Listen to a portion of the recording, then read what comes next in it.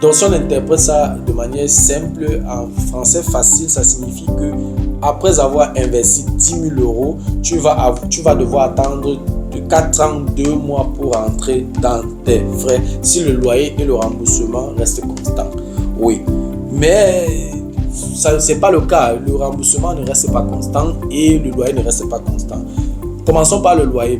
Oui, de la législation, pour ceux qui investissent en Allemagne, la législation allemande dit que tu as le droit d'augmenter le loyer jusqu'à 20% chaque 3 ans. Ça veut dire que en calculant ton cash flow, tout à l'heure on disait que tu avais un cash flow de 0 euros.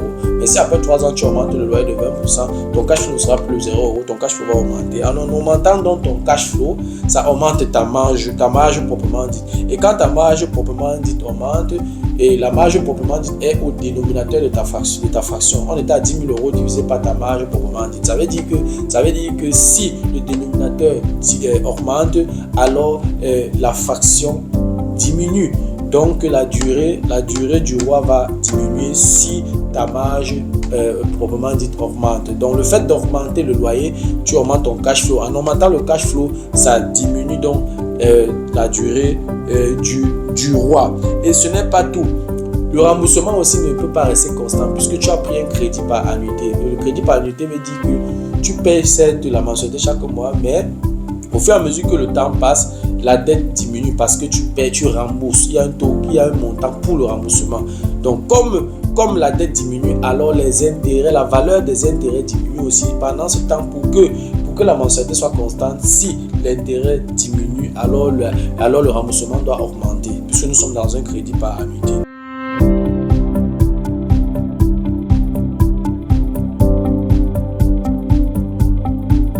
Salut à toi et merci encore une fois de plus d'avoir cliqué sur ma vidéo. Si c'est ta première fois de passer par ici, je m'appelle Fabrice Zopop, je suis ingénieur en génie mécanique et en même temps investisseur immobilier depuis plusieurs années déjà. Dans la vidéo d'aujourd'hui, je vais parler d'immobilier locatif. Dans la vidéo d'aujourd'hui, je vais t'expliquer comment déterminer la durée du roi pour ton investissement immobilier. Ce que tu dois savoir, c'est que l'immobilier locatif devient intéressant lorsque tu t'y connais, lorsque tu comprends ce que tu fais. Parce que dans l'immobilier, il y a beaucoup de risques et il y a beaucoup de problèmes à résoudre. Ça, c'est quelque chose que tu dois savoir.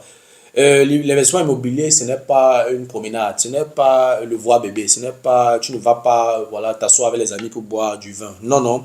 Il y a beaucoup de risques et il y a beaucoup de problèmes à résoudre. Et c'est dans la résolution de ces problèmes-là, et c'est dans, n'est-ce pas, la résolution de ces risques ou alors la considération de ces risques, en quantifiant ces risques, en évaluant ces risques, en contournant ces risques que tu te fais des marches. Oui, ça c'est ce que tu dois savoir. Donc il n'y a pas un investissement immobilier idéal quelque part qui t'attend et tu vas venir te lancer et puis ça va te générer directement des bénéfices. Il y a du travail à faire, tu dois résoudre tes problèmes. Un peu comme tout observateur de la société qui observe la société, qui détecte un problème, réfléchit sur des solutions, réfléchit sur des solutions à ce problème et vend ces solutions-là. C'est la même chose avec l'immobilier. Tu détectes un bien quelque part qui n'est pas en très bon état, tu détectes les problèmes et tu cherches à résoudre ces problèmes. Et c'est dans la résolution de ces problèmes-là que tu te fais des marges. Donc, l'investissement immobilier n'a aucun sens si tu n'utilises pas le levier de la banque pour profiter de l'effet de levier, pour profiter de l'inflation et pour profiter des avantages fiscaux. Tu vas certainement te demander que depuis le début de cette vidéo, je ne fais que bavarder. Mon bavardage ou alors mes propos ont quel rapport avec la durée du roi? Oui, prends ton mal en patience. Je vais t'expliquer dans la vidéo d'aujourd'hui comment déterminer la durée du roi. De toutes les façons, ce n'est pas les 50 ans comme c'est le cas pour les dirigeants africains. Non, on va déterminer ensemble ce que c'est que la durée du roi. En tout cas, si tu veux en savoir plus, reste scotché. La suite, juste après le générique.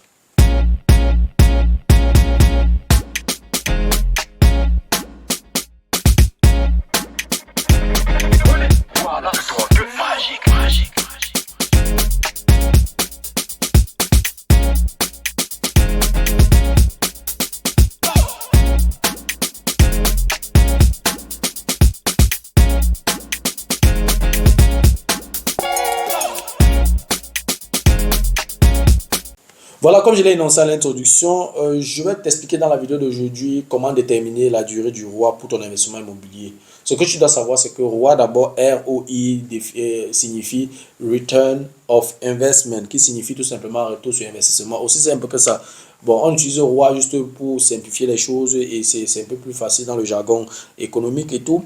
Donc, pour tout investissement que tu effectues, tu as besoin d'un capital, c'est un fait, oui. Que ce soit dans l'immobilier, que ce soit pour ouvrir une entreprise et tout, c'est vrai, même si la banque t'accompagne, tu as besoin d'un apport personnel, tu as besoin d'un capital. Et cet investissement que tu as effectué, n'est-ce pas, te génère des bénéfices, ça te génère des marges. C'est également un fait. Et le quotient entre ton capital injecté et ta marge par an constitue ce que je vais appeler la durée du roi. Donc, c'est-à-dire que pour déterminer la durée du roi, tu vas juste faire le quotient entre ton capital que tu as investi, ton capital que tu as injecté dans l'investissement, que tu vas diviser tout simplement par ta marge annuelle. Là, tu auras la durée de ton roi. Donc, en français facile, la durée du roi est tout simplement la durée dont tu as besoin pour rentrer dans tes frais. Donc, pour comprendre cette grandeur, pour comprendre le paramètre, la durée du roi, on va prendre un exemple concret en s'appuyant sur l'investissement immobilier. Dans cette chaîne, je parle d'investissement immobilier. Donc, la plupart de mes exemples, je vais toujours m'appuyer, n'est-ce pas, sur l'investissement immobilier. On va considérer un appartement de 60 mètres carrés, T2, qui a un prix d'achat de 100 000 euros, ça veut dire que tu as acheté le bien à 100 000 euros et le loyer sans charge s'élève à 600 euros. Pour cet appartement, il y a également les charges locatives. Il y a les charges locatives du locataire et il y a les charges locatives du bailleur. Les charges locatives du locataire s'élèvent à 250 euros dans notre exemple et les charges locatives du bailleur s'élèvent à 100 euros. La mensualité, n'est-ce pas, pour cet appartement est de 500 euros. Oui, on va tenir compte, si on tient compte de 6% d'annuité, le bien a coûté 100 000 euros. 6% de 100 000 euros, on a 6 000 euros divisé par 12, on est à 500 euros. La mensualité, c'est 500 euros. Et dans les 500 euros, il y a une partie qui pour le remboursement et une partie pour les intérêts. Ici, dans notre cas, on est à 2%. Et on est à 200 euros pour le remboursement et 300 euros pour les intérêts. On va tenir ça, on va considérer ça comme ça. C'est-à-dire qu'on a 200 euros remboursement et 300 euros intérêt. La marge proprement dite, c'est tout simplement ton cash flow plus le remboursement. Puisque le remboursement ici, c'est vrai, tu payes à la banque tous les mois, mais c'est ton patrimoine, c'est ton argent. C'est ton argent. Donc, pour calculer ta marge proprement dit, on ne va pas seulement tenir compte du cash flow, on va également tenir compte du remboursement que tu verses à la banque. Puisque c'est ça qui te permet de réduire ta dette. C'est ça qui rembourse le crédit. Donc, tu as le cash flow plus le remboursement. Dans cet exemple, on considère qu'on a un cash flow nul, puisqu'on a une mensualité de 500 euros et on a une mensualité de 500 euros et on a un loyer de 500 euros. Donc, ça veut dire qu'il n'y a pas de cash flow. Le cash flow, c'est 0 euros. Puisque le remboursement, c'est 200 euros, on aura donc une marge proprement dite de 200 euros.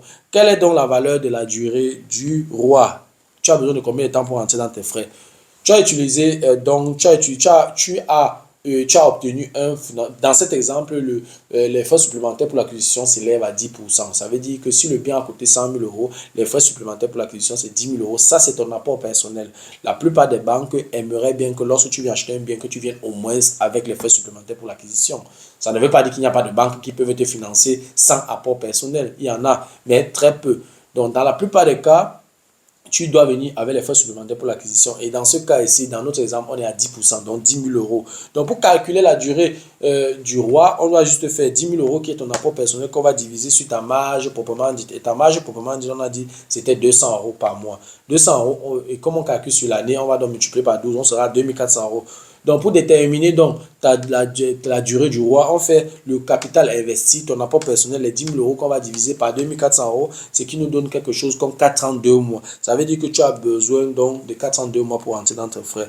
Donc, si on interprète ça de manière simple, en français facile, ça signifie que après avoir investi 10 000 euros, tu vas devoir attendre 402 mois pour entrer dans tes frais si le loyer et le remboursement restent constants.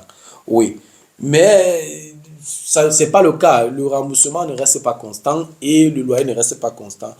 Commençons par le loyer. Oui, la législation, pour ceux qui investissent en Allemagne, la législation allemande dit que tu as le droit d'augmenter le loyer jusqu'à 20% chaque 3 ans. Ça veut dire que en calculant ton cash flow, tout à l'heure on disait que tu avais un cash flow de 0 euros. Mais si après 3 ans tu augmentes le loyer de 20%, ton cash flow ne sera plus 0 euros, ton cash flow va augmenter. En augmentant donc ton cash flow, ça augmente ta marge proprement dite. Et quand ta marge proprement dite augmente, et la marge proprement dite est au dénominateur de ta fraction. On était à 10 000 euros divisé par ta marge proprement dite. Ça veut dire que si le dénominateur augmente, alors la fraction diminue. Donc la durée du roi va diminuer si ta marge proprement dite augmente. Donc le fait d'augmenter le loyer, tu augmentes ton cash flow. En augmentant le cash flow, ça diminue donc la durée du roi. Et ce n'est pas tout. Le remboursement aussi ne peut pas rester constant puisque tu as pris un crédit par annuité. Le crédit par annuité veut dire que tu payes certes la mensualité chaque mois, mais au fur et à mesure que le temps passe, la dette diminue parce que tu paies, tu rembourses. Il y a un taux, il y a un montant pour le remboursement. Donc, comme la dette diminue, alors les intérêts, la valeur des intérêts diminue aussi. Pendant ce temps, pour que la mensualité soit constante, si l'intérêt diminue, alors le remboursement doit augmenter, puisque nous sommes dans un crédit par annuité. Donc, chaque mois, le montant du remboursement augmente. Et si on revient donc sur une autre fraction où on disait apport personnel divisé par la marge proprement dit. La marge proprement dit est ton cash flow plus ton remboursement. On a vu tout à l'heure l'influence de l'augmentation du cash flow. Ça diminue la durée du roi. Si on augmente le remboursement est également au dénominateur de cette fraction. Ça veut dire que la fraction va également diminuer. Donc, une fois de plus, la durée du roi va également diminuer. Donc, si les deux ensemble, c'est-à-dire qu'on augmente le loyer en même temps, on augmente le remboursement augmente, on augmente parce que le remboursement qui augmente de manière automatique à cause du crédit par annuité. On a deux paramètres, deux grandeurs qui sont au dénominateur qui augmentent. Qu'est-ce qui se passe avec la fraction? La fraction va diminuer de manière considérable et ça va réduire de manière considérable la durée du roi.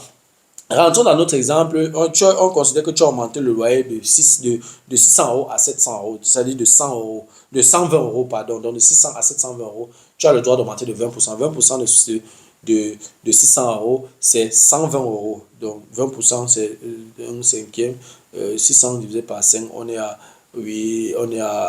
600 divisé par 5, on est à combien? On est à 120 euros. Oui, 120 euros plus 600, on a 720 euros. C'est-à-dire que tu as augmenté de 600 à 720 euros.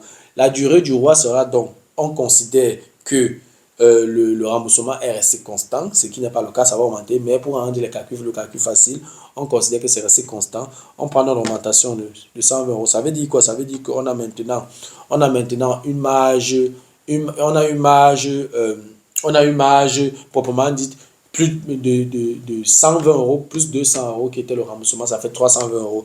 320 euros multiplié par 12. Lorsqu'on fait dans le calcul, on tombe donc sur une durée du roi qui s'élève à 2 ans, 7 mois. Donc le fait d'augmenter le loyer de 20% après 3 ans, tu as réduit la durée du roi, n'est-ce pas, de 4 ans, 2 mois à 2 ans, 7 mois.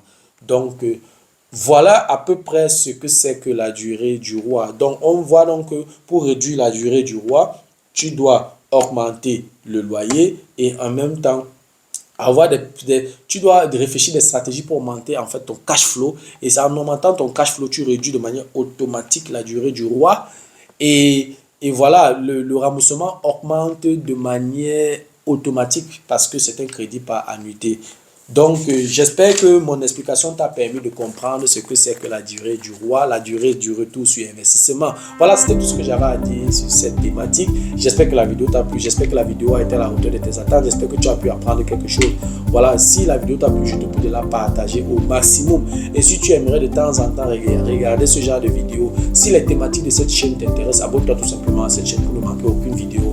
Et si en plus de ça, tu actives la cloche de notification, alors tu recevras de manière automatique une notification lorsqu'une nouvelle vidéo sera publiée. Voilà. Si entre-temps tu as des questions, des remarques, des suggestions, des critiques ou alors des propositions d'amélioration, n'hésite pas de m'écrire en commentaire.